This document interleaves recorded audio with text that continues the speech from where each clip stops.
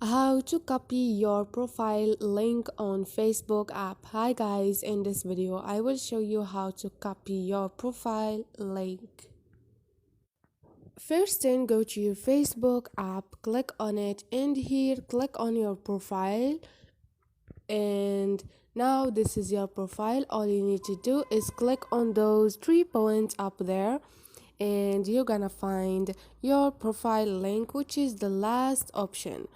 Now all you need to do is click on copy link, and now link to profile have copied.